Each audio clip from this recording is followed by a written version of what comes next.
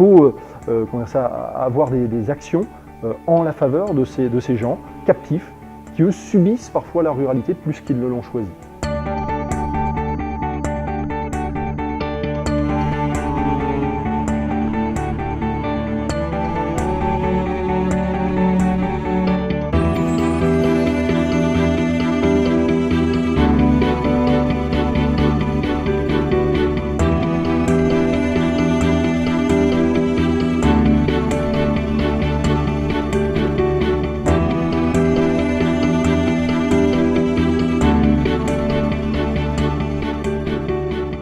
Et évidemment, ces trois figures sont en tension.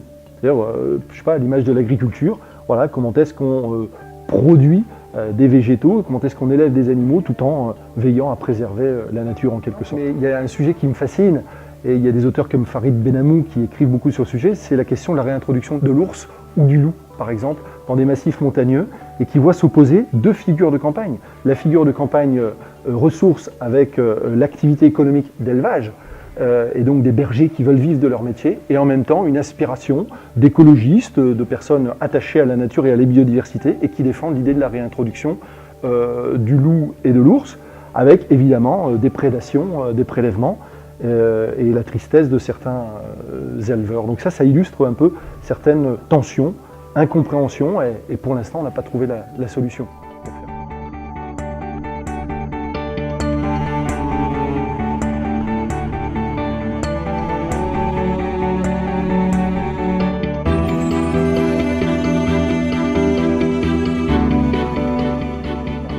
Moi, j'attire l'attention, mais moi et d'autres évidemment, sur la situation des captifs, c'est-à-dire de ceux qui vivent à la campagne, qui ne l'ont pas choisi, ils y sont nés, ils y ont grandi, ils y cherchent du boulot, ils n'ont pas fait le choix de vivre à la campagne. Parmi ceux-là, il y a les personnes âgées, mais il y a aussi des jeunes, dont on a évoqué tout à l'heure les problèmes de mobilité.